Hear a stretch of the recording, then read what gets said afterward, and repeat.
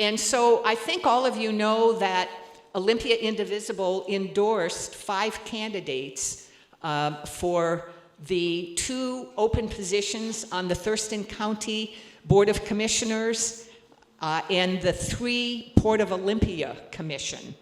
And all 5 of them made it through the primary. Woohoo! Yeah, okay. And all 5 are with us. And to my left is Jasmine Vasaveda. And I've never said your name out loud. Did I get that right? It's Vasaveda. Like Vasaveda. Vasaveda. Okay, thank you. Okay. Sarah Tong, got that right. Okay, great. To my right, Emily Klaus. Maggie Sanders. And Wayne Fournier. So let me tell you a little bit about the format. So each candidate will speak for about 3 minutes, and I'll keep time. We're just going to do it in alphabetical order. We should have time at the end of all 5 candidates having spoken to ask questions. And I don't want to go much beyond our half-hour allotted time for this. Afterwards, because Lisa's going to speak, so she'll probably cut me off. That's why she said that. But the good news is I believe most of the candidates are able to stay afterwards, and so there will be time for some one-on-one questions. And so if you haven't noticed, next to the registration table is a campaign table, and there are yard signs. I believe every candidate brought yard signs. And if your home is one that is visible, unlike mine, I live in a cul-de-sac, so it's kind of a waste. Nonetheless, I have a sign up. But in any event, take some yard signs if you're in a really visible place with traffic. And also there's some candidate literature there. So the candidates aren't here to be recruiting you for their specific campaign or to do fundraising, because you probably know Olympia Indivisible cannot do that. However, we are asking for our members to consider joining an action group that would do specific actions like texting, sign waving, canvassing, and there are sign-up sheets at the campaign table, and there are a few people as well that will have a clipboard. Carla's got a clipboard in her hand. Pat Wald, I know, will grab one as well, and I know John Cezanne will gladly do that as well. And so if you see any of them, just sign up. And again, it's for a specific activity. It's not for a specific campaign. And how we will use those names is that when we hear from a campaign that they need assistance with one of those actions, we will let them know of your willingness and availability.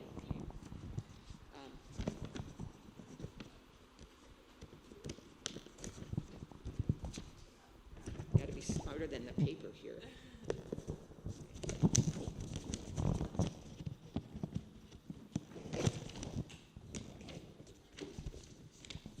Okay, so our first speaker is going to be Emily Klaus. She's running for the Thurston County Board of Commissioners.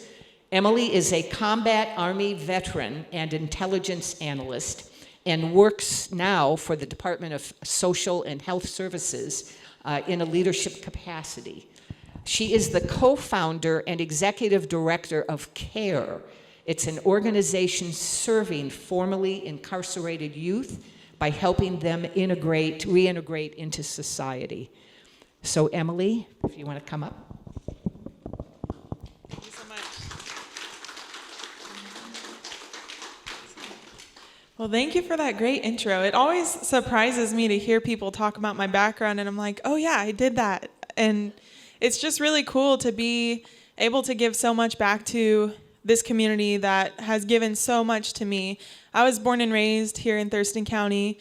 I was adopted by my grandparents. Before I was even born, it was all finalized due to my biological parents' struggles with substance use and things of that nature. So I'm kind of an old soul. My grandparents, who I call mom and dad, are in their 70s now, and did a wonderful job giving me a consistent life, which I'm eternally grateful for. And against my mom's advice, when I was 17 years old, I enlisted in the Army. And I was deployed to Kuwait and Saudi Arabia as an intelligence analyst. And when I was done with that, I came back home and I helped my parents manage their small businesses, which were a car wash and a coffee stand on the same property out in Lacey by River Ridge High School.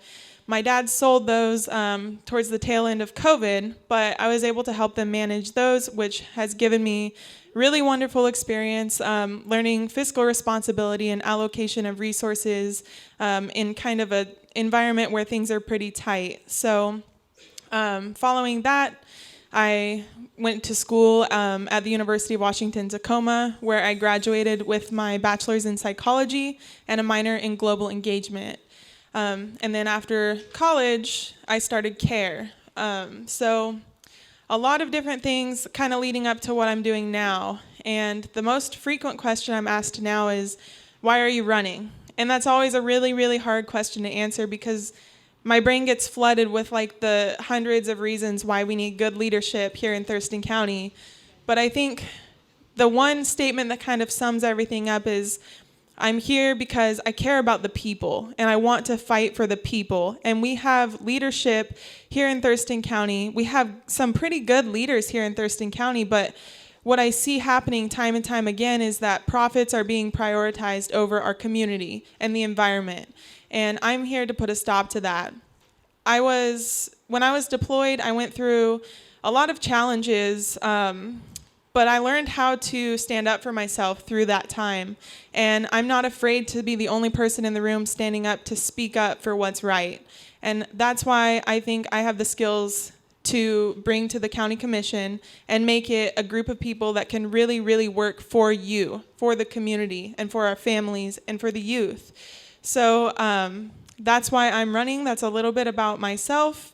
My top priorities when I am in office are affordable housing and helping to solve the homelessness crisis, working on public health and safety, and environmental sustainability, because I really think that that needs to be prioritized, and the power is in the hands of our commissioners when it comes to the environment. So don't let any leaders in Thurston County tell you that their hands are tied, because they have the tools to untie their hands if they so choose. Thank you.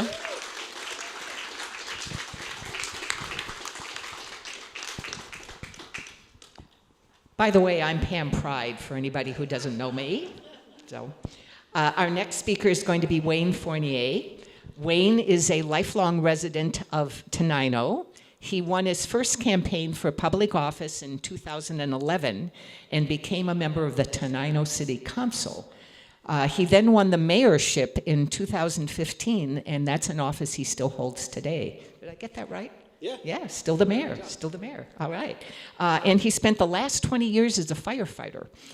He also graduated from WSU with a BA in philosophy.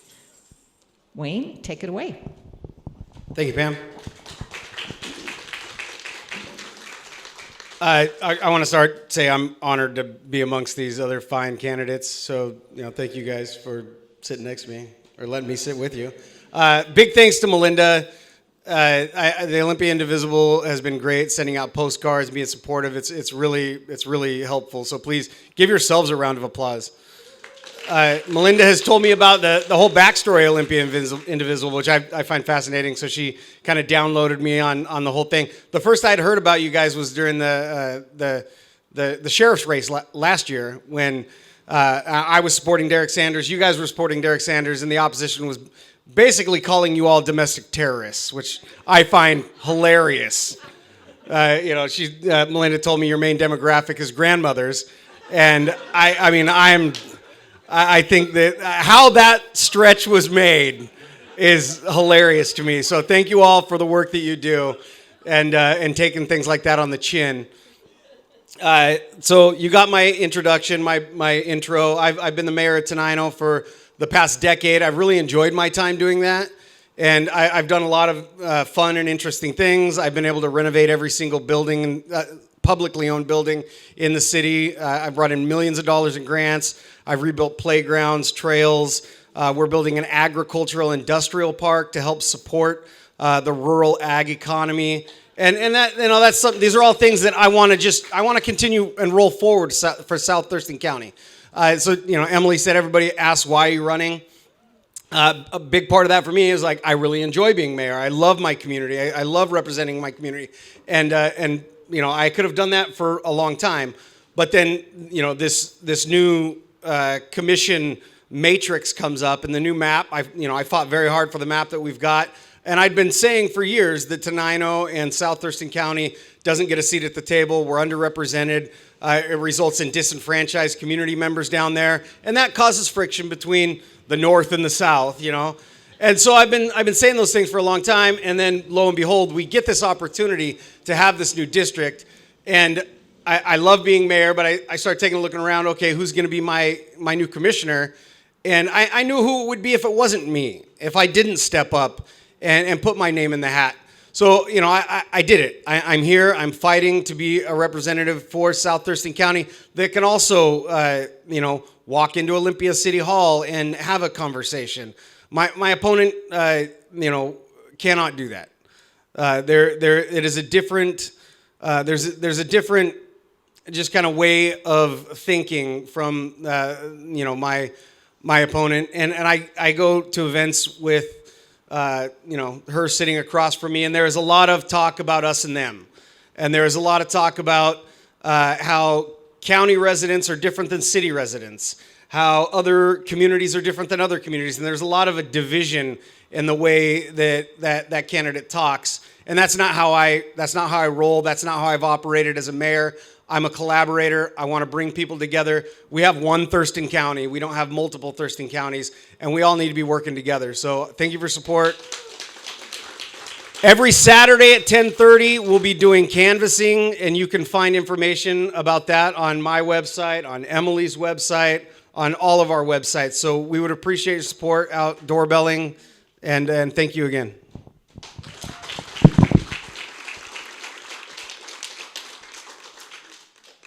So let me tell you a little bit about Maggie Sanders before Maggie comes forward. So Maggie's professional career has been dedicated to public service. She's been an employment rights director for the tribes. She's worked on national clean air legislation and has been on more regional boards and committees and has more professional affiliations than I can count. Maggie holds a master's degree in public administration. Maggie?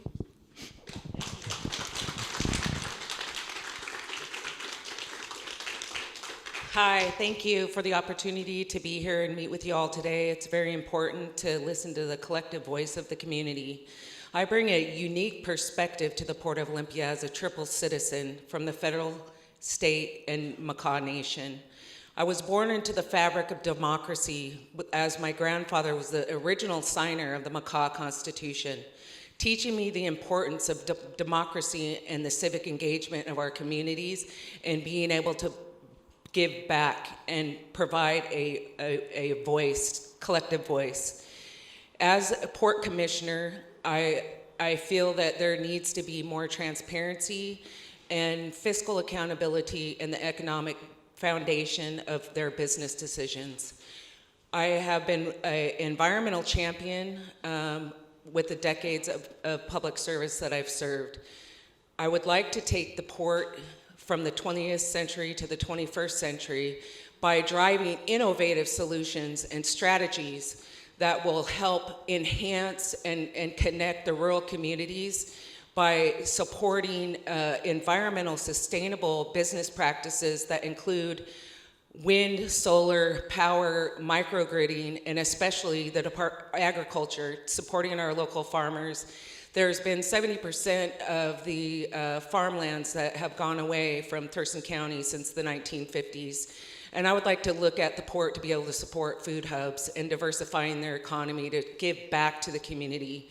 I've learned and listened to the concerns of the community, and it resonates with me that the importance of a collective voice.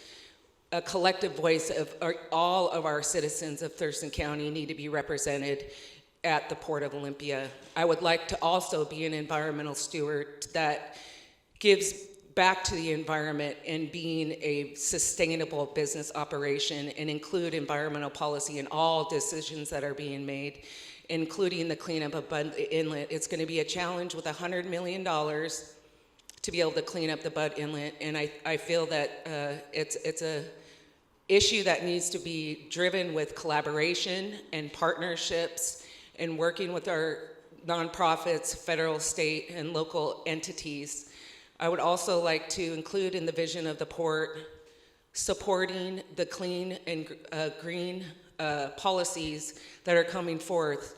And that's going to be a large tackle to take on because there needs to be a lot more technical solutions in the deployment of these sustainable green energy and clean energy concepts that need to be the foundation of what the port brings forward. And so I would like to work in partnership with the workforce so that we can have workforce development, connecting these resources to be able to deploy these technical issues about clean energy and supporting workforce development. I feel that there needs to be economic development as well as community development and workforce development. Without the three combined, the port cannot be successful. And so with that, I appreciate your listening to me, and I would like to be the collective voice of the community, the collective voice of our concerned citizens, and be your elected official as commissioner for the Port of Olympia, District 4. Thank you.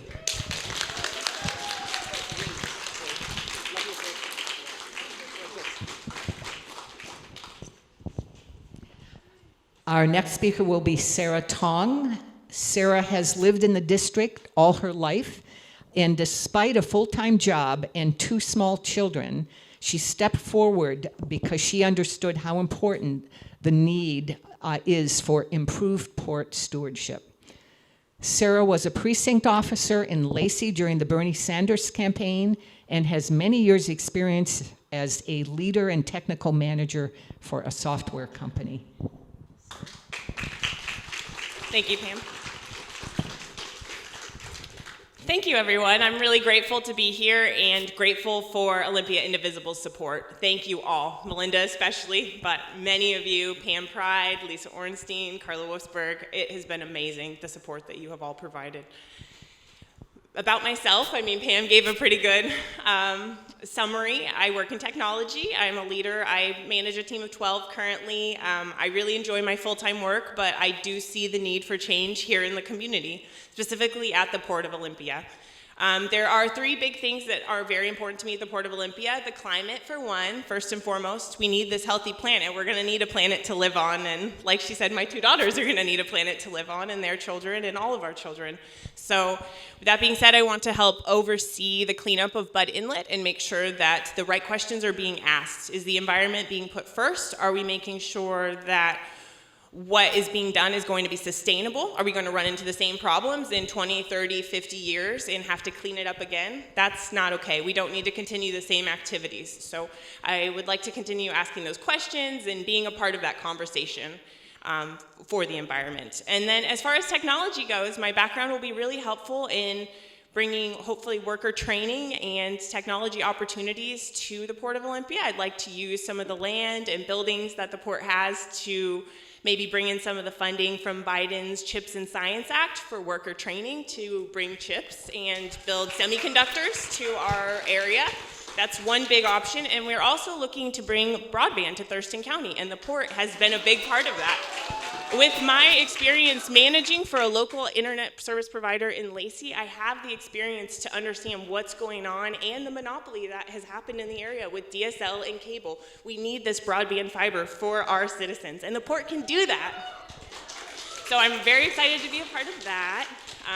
So that's technology, and then also accountability and transparency is big at the port. A lot of the decisions that are made at the last minute, or I should say the public is brought in at the last minute.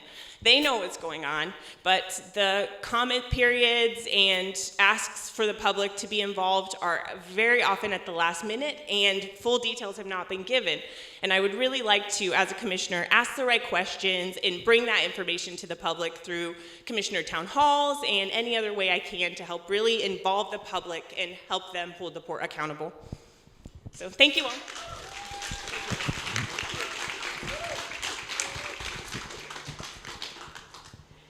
And Jasmine will come, and I'm not going to try your last name again. Yeah, I'll let you say that. So Jasmine was Director of Policy and Legislation at the Washington Development of Commerce, which you probably all know is the state agency focused on economic development. So in that capacity, she supported the work of ports across the state and other local governments in bringing critical infrastructure to those communities. Jasmine is an attorney and has been a legislative counsel and an energy policy specialist.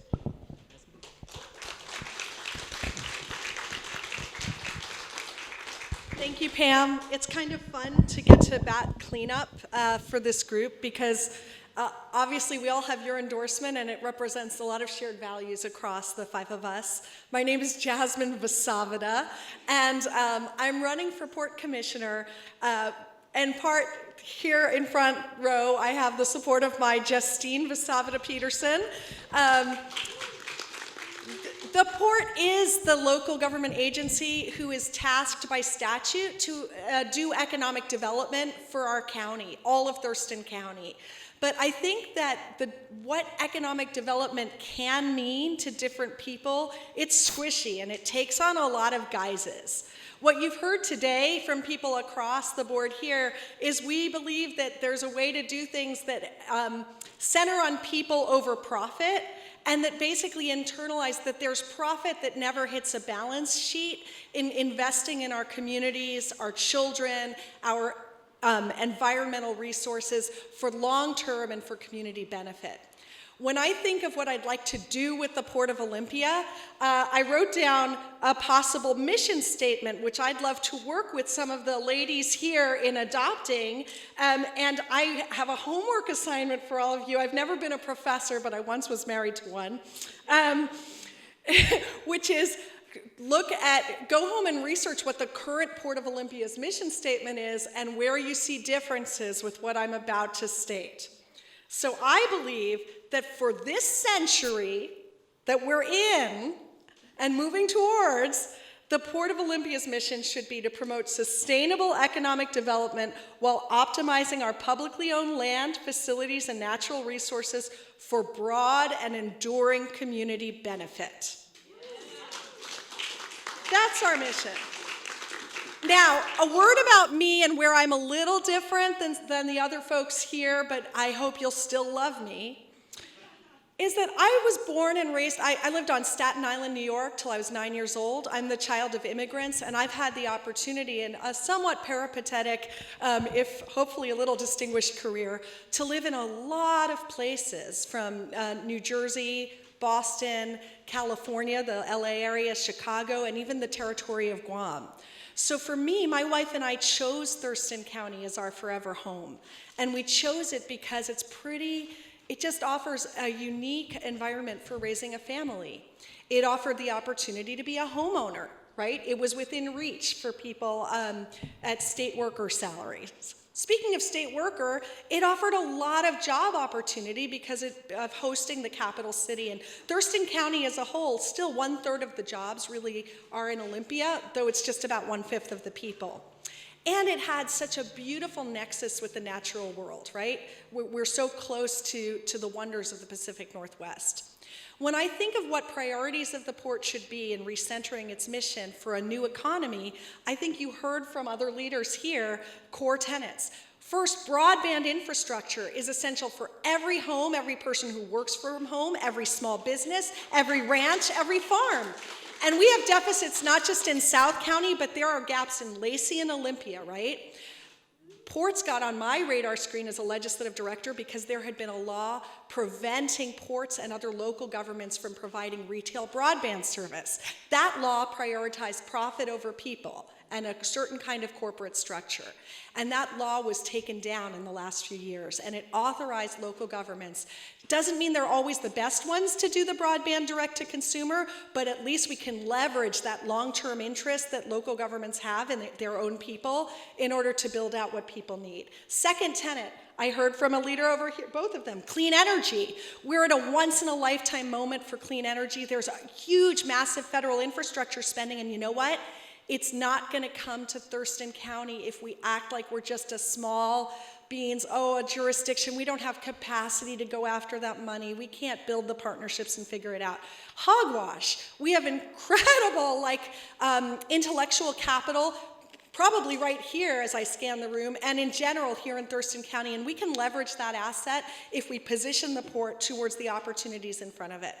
Broadband, clean energy. The third pillar is the sustainable, resilient, regenerative agricultural economy. We are at the cusp of urban and rural in Thurston County. There are still 1,000 small farms, and in fact, the average small farm size in our county has been getting smaller.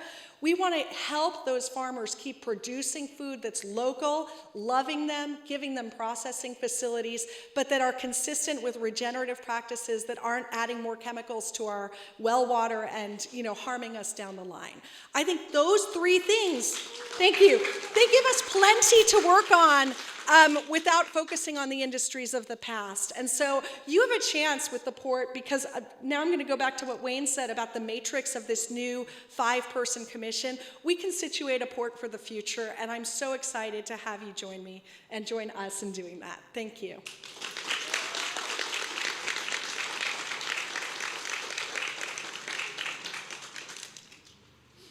So I'm going to correct one thing that Jasmine said. Yes, she mentioned intellectual capital and that we probably have some here. I would say we absolutely have big-time intellectual capital here, having worked with this group for 7-odd years, so absolutely. Anyway, just to wrap up, a reminder, after hearing all of our candidates, and knowing that we need to get them to the finish line, and that we have tremendous capacity, beyond intellectual capacity, to make that happen. So we're going to continue to need help from all of you. So please see Carla, or at the campaign table, there's sign-up sheets. Just consider signing up for one action, whether it's texting, sign waving, or whatever it is. Just put your name on the list if you would. I'd so appreciate that.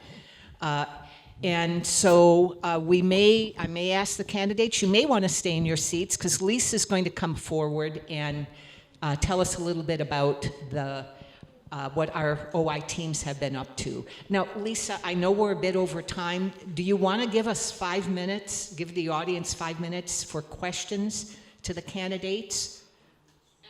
Okay. Are there questions? Do any of you have questions, either generally or specifically, you want to ask? Yes. Yes, my name is David Lowe, and I've been here for 6 years. Primarily pay attention to state politics and national politics. So I do not understand. I lack a fundamental understanding of why the Port of Olympia is such a big problem right now. I mean, what is the reason why it's such a widespread opinion?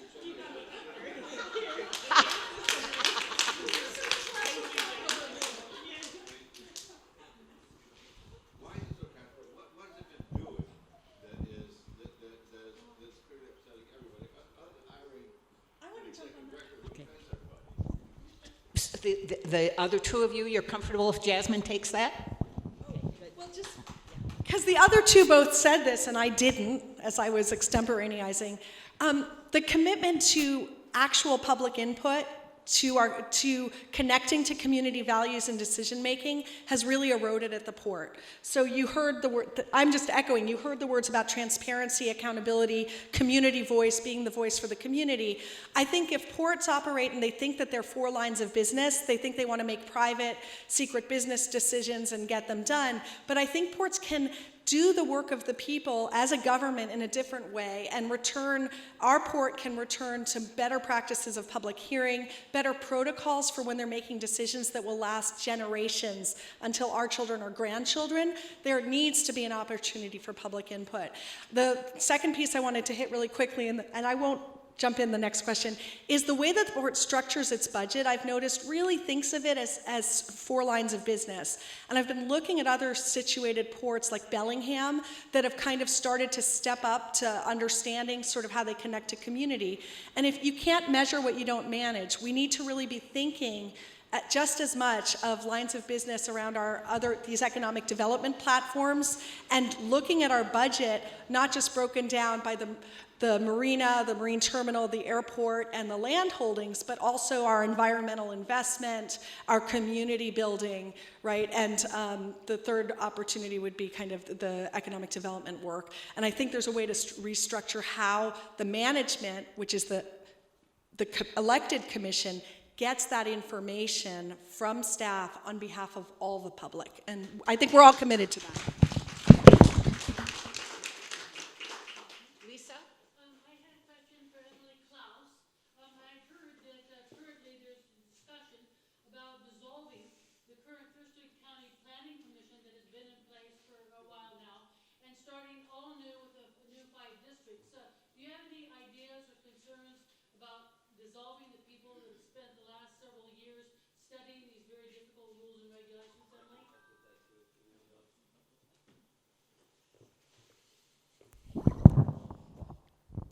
So Wayne says he can help me with this question, which would be great because I actually didn't even know about that. So that's something I'm going to have to look into. But based off of what I've learned from your question, I would say the first thing I would do is talk to the people who have been doing this important work for a long time, because the number one thing that we need to do as leaders is talk to the people who are impacted by these issues. And if we're not doing that, and if we don't understand where those people are coming from with actual lived experience and work experience in this area, then we can't make the best decision. So I'll definitely be looking into that, and I appreciate the question. Sorry. Danielle probably can help as a former employee in the commission. So if I'm saying something off, you just like throw a rock at me. So it's not a matter of dissolving the planning commission. It's a very practical thing where there's a new structure that's coming into place, and the planning commission is currently set up to where each commissioner chooses 2 people to serve as a planning commissioner on the planning commission from within their district. So we're going from 3 districts to 5 districts. So what that new system is going to look like is to be determined. It's not built yet. But if they were to stick with the same rules, there'd be 5 commissioners choosing 2 planning commissioners, and then you'd have a commission of 10 people. That may be unwieldy. That may be not able, the county may not be able to support a planning commission that looks like that. So we, hopefully the 2 of us involved, will be going back to a drawing board, and we're going to be building a new Thurston County, a new organization, a new system, and how the planning commission is going to be set up, how they're chosen, it's TBD, to be determined. So it's not dissolving the planning commission, it's determining what the new planning commission will look like under the new framework. Is that? Yes. Okay. Yeah. Now, as a former commissioner assistant, we have Danielle Westbrook here, who can probably... Did you want to follow up? Was there anything I missed? No, I was looking for Jasmine's child. Oh, she's looking for children. Don't be alarmed. Does that answer your question? Where was it coming from? Whatever, yeah. Does that make sense? Yeah, so the current system, to each county commissioner chooses 2 residents. So there may be... concern was that the knowledge that these people have gained by studying these rules and regulations, which are very complicated, and to have these bodies of people and suddenly say, oh, we're going to get a new body of people. So, like you said, it's to be determined, but it could be very problematic because we have to have informed citizens Certainly. on these planning commissions. Yeah, and so like I know like one of the planning commissioners with my district. I have a close relationship with him. I talk to him. I would imagine that if I was chosen as a county commissioner and I get the opportunity to choose a new planning commissioner to be appointed, I would be talking to that person. So, like, who you vote for county commissioner will likely determine who the future planning commissioners are. And that was the same last year. It'll be the same year forward, but how that matrix looks, it's to be determined. If you have additional questions, we really do need to move on. And I would ask then that you simply approach the candidate that you have the question for. Do it once Lisa has completed her presentation. How's that sound? Great. All right. I'm going to release you out there. And folks, if you need to buttonhole these folks because they may have other fish to fry, it's campaign season. So I'm going to be speaking to you. If you have questions that you need to ask them, you go right ahead. All right. I am releasing our fabulous candidates with many thanks so that they can be out.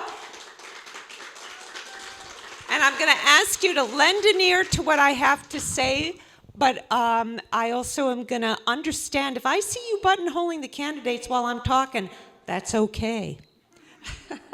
That's why we're here. Well, are you guys as revved up as I am after this? Okay, well, look, thank you so much for being here. I'm just going to briefly talk about what Olympia Indivisible has been up to since our last picnic, which was at the end of August last year. Briefly look at what we want to be doing between now and November 7th, and then looking forward to 2024. So here we go. So I want to begin by thanking membership and Comtech for their amazing behind-the-scenes work to create this event.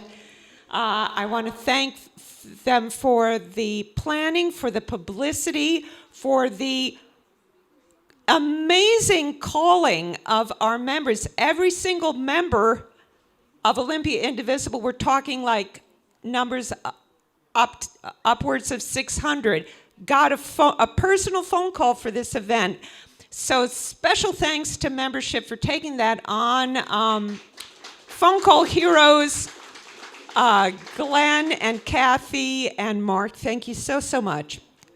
And to our Comtech team for the PR. All right, so I'm just going to go briefly. This is going to be lightning round, folks. You don't have to take notes. There's not a pop quiz, but what I'm going to share with you just brightens my heart, and it's part of what has kept me going for 7 years, is the amazing work that our organization is able to do because of the teams. Starting out with the operational teams who take care of day-to-day, steering committee. Steering committee, since our previous picnic, we developed the strategic plan that is not only for this year, but also for next year in collaboration with leadership team. We designed the Building Our Bench Strength for a Sustainable Democracy April meeting. Many of you attended. Organized the OPA vote for our candidate endorsements, and we have continued to build our collaborative relationships with ally organizations like League of Women Voters, TCAT, Thurston Youth Climate Coalition, OHS Feminism Club, Capital City Pride, Stonewall Youth, and other local organizations.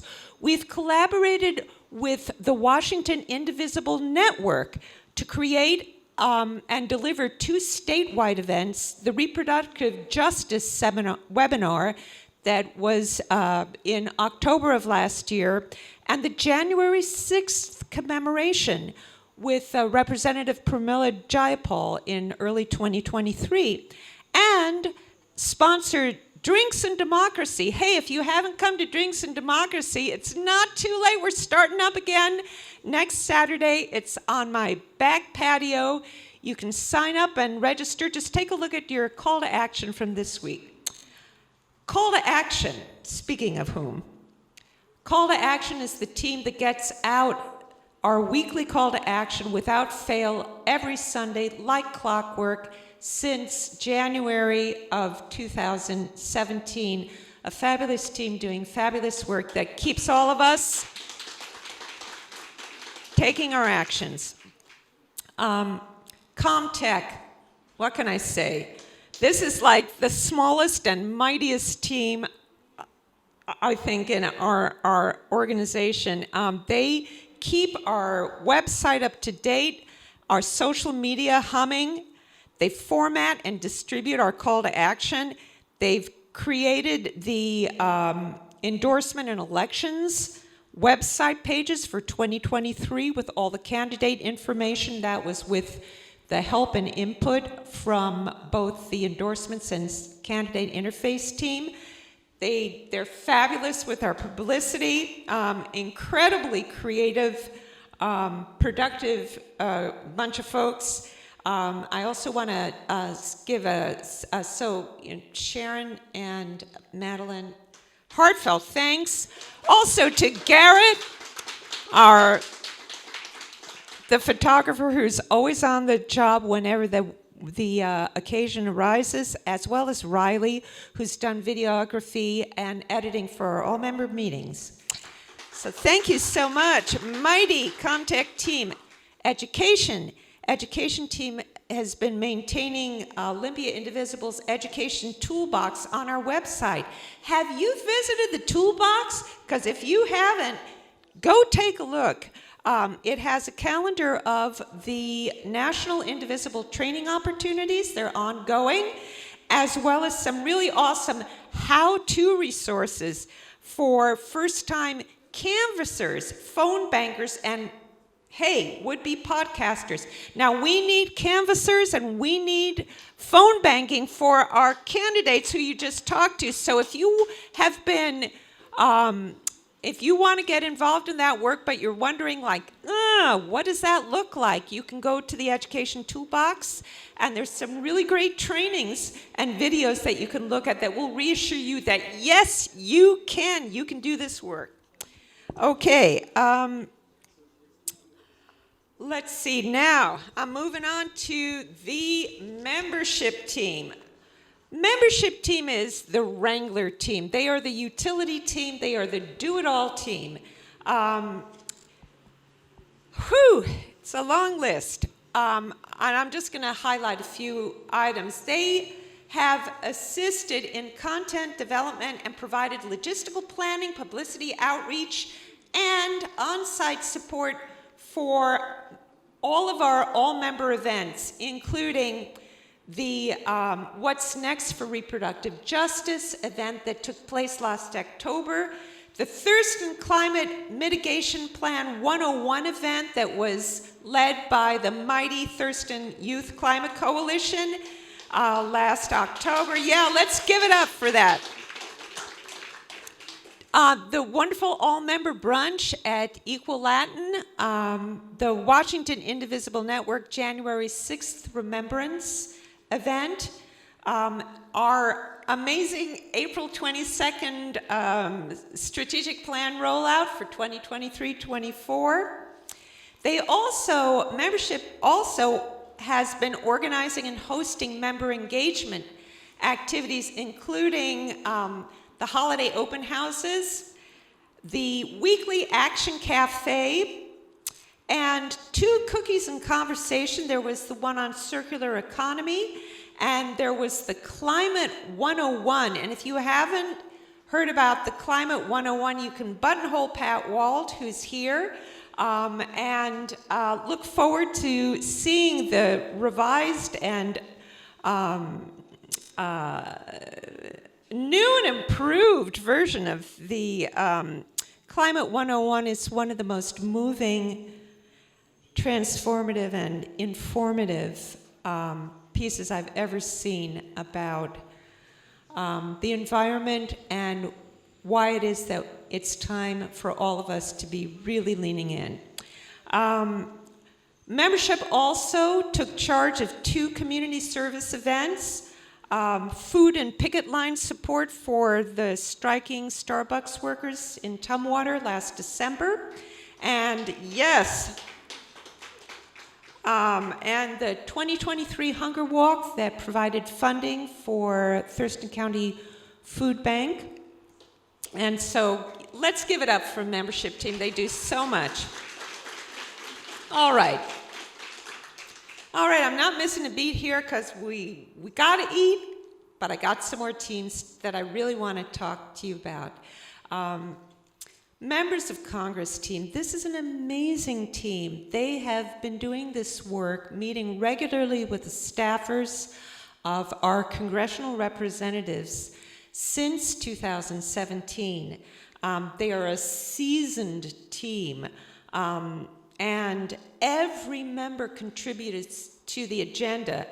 And those agendas are sent to both the local staffers and the DC staffers. The DC staffers come back and they provide the answers from the congressional representatives, and then the members of Congress team meet with staffers, and each of the members they speak to the issue that they added to the agenda. So it's a very, very participative model.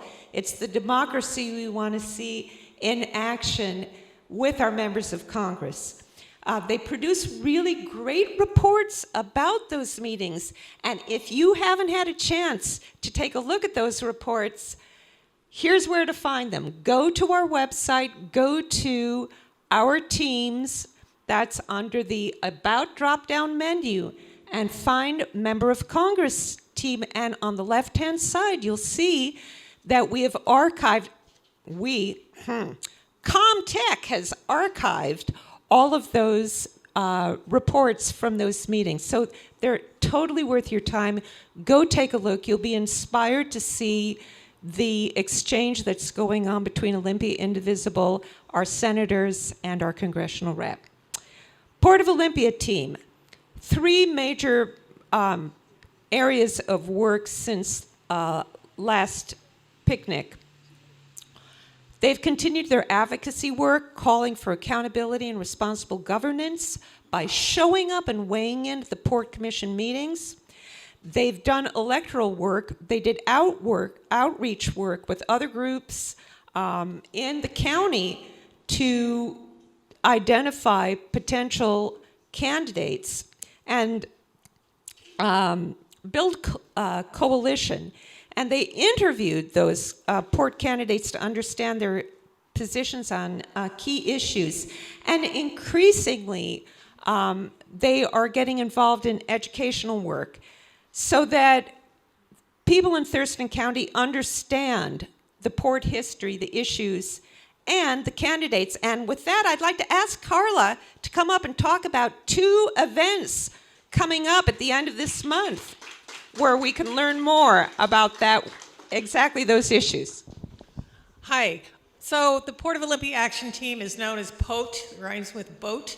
And I would just like to invite you to 2 slide talks. One of them will be at Traditions Fair Trade, and that's on Tuesday, September 26th at 7 p.m., and another one at the Lacey Library on Saturday, September 30th at 2 p.m. Now, these slide talks are all about the history of the port, how it's evolved over the last 100 years, and some of the issues about the port that you've heard today, and then also about our wonderful candidates, which you now probably do know something about. But this is quite an interesting history, and it's all shown with slides, so you can really see the transformation. And I'm presenting this with John Cezanne, who's right here. We've got flyers for you, so we hope you'll come out and support us and learn more about the port. It's really quite a fascinating history. Thanks, Lisa. Thank you, Carla. All right. So, moving on, governmental teams. I've talked about members of Congress, Port of Olympia, and now moving on to the federal, state, and county legislative and advocacy team, the team with the longest name. Okay, so what has this team been doing? That is the team that's been doing the TAN trainings, Take Action Network, which is the platform that many of us in Olympia Indivisible have been using to effectively advocate during the legislative session, but also during the year round with our on issues ranging from very local all the way up to federal. That team has steadily offered opportunities both internally with our membership as well as other chapters around the state and ally organizations about how to get started in using Take Action Network. As a result of that, 161 people joined TAN over the last 2 years via Olympia Indivisible. And cumulatively, as a result of that, we have taken 12,383 Take Action Network actions just in the past 2 years. Over 12,000. And just to give you a sense about how that stands up against other chapters around the state in terms of Take Action Network, during the 2023 Washington legislative session, our members led the rest of the state in taking 10 actions by a margin of over 3-1. Yeah, give yourself a hand. Now, this past winter, over a half dozen of members from Olympia Indivisible stepped up to become bill trackers and create Take Action Network actions during the 2023 Washington legislative session. And I am happy to report that after 2 years of intensive offering of trainings, we are passing along that baton to Indivisible Bellingham. They're going to be doing 10 trainings internally and externally going forward. But team member Madeline Bishop is going to continue to create Olympia Indivisible 10 actions. You may have seen one. One of them just came out about school board candidates and the pledge. So keep your eye out for Take Action Network from Madeline Bishop. Okay, I want to give a big shout out to our endorsements team. This team created questionnaires for the Port and County Commission races. They researched and they interviewed candidates who returned their questionnaires. They generated the data that they then presented in the PowerPoint presentation, and that's up on our web as well. So they do instrumental work in making sure that our members are informed and can make knowledgeable voting about doing the endorsements that we've been doing since 2018. Once those votes are taken, the baton gets passed over to our candidate interface team. And I just want to let you know that after our last picnic, that team, remember, we were at the end of August, so we were just revving up for the general elections in 2022. Seems like about 10 years ago, doesn't it? But the candidate interface team, or the KIT team as they're known, they continue to provide support for our OI endorsed candidates. Who were they? They were Beth Dolio, Jessica Bateman, Tanya Moore, Marilyn Strickland, Derek Sanders, and Steve Hobbs. And guess what? They all won in November 2022. So let's be repeat offenders and make that happen in 2023, shall we? Yeah. So in 2023, that team established liaisons for all 5 of our candidates. They're tracking and sharing campaign information about campaign events and volunteer opportunities. And many of the members of that team have gone well beyond just simply relaying information. They've been out doing boots on the ground. They've been canvassing. They've been sponsoring postcard writing parties. They've been sign waving and texting and literally bending back into shape over 50 previously used campaign sign wireframes, which needed some serious TLC in order to be used. So let's give a big shout out for them, and Pam Pride for stepping up to be a volunteer coordinator for that team. All right, I would be remiss if I didn't mention our Get Out the Vote writing team. They have done such amazing work. At the time of the 2022 picnic, that team had written some 17,000 cards and letters to support the campaigns, ranging from Ty Menser and Kim Schreier to turning out the vote in key swing states. Between September and November of last year, they went on to produce an additional 9,000 postcards. 9,000 postcards in 2 months, including 5,000 for Maria Glusenkamp-Perez in CD3. Did she win? Yes, she did. For the 2023 electoral cycle, GOTV writing team has already written 3,225 postcards on behalf of candidates Maggie Sanders, Wayne Fournier, Jasmine Vasavada, and Sarah Tong, and there are some postcards. They are available here today. There's Melinda. Go see her if you want some. Melinda also led the mighty CD8 team. That team is dormant this year, but that was the team that helped Kim Schreier get over the finish line. And Melinda organized canvassing, multiple canvassing opportunities for our members, and y'all stepped up. So thank you so much. We knocked the socks off of the Washington Indivisible 8 team by showing up. And finally, I want to say a word about the Get Out the Vote field team. This is our voter registration team. Remember, they had to shut down operations entirely during COVID, right? Well, they came roaring back into life last year. And since the picnic, that team has done voter registration at 45 venues, including all the high schools in Olympia, Lacey, and Tumwater. Yeah! As well as SBSCC social service hubs, festivals, and in total, they have registered or provided registration take-home forms to over 500 Thurston County citizens. So, yeah. And this generous team, who have been powered by Marilyn Richards' capable leadership and fabulous baking, has also donated one heck of a lot of supplies to keep the team's voter registration kits filled, including a toothacheingly huge amount of candy. Just saying.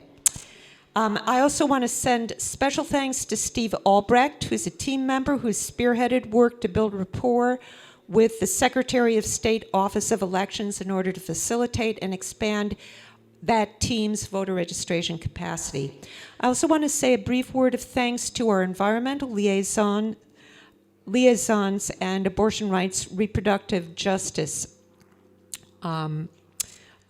liaison. Those liaisons stepped up last year. Unfortunately, we do no longer have those liaisons, but they were instrumental in producing the reproductive justice event, as well as supporting the Thurston Youth Climate Coalition.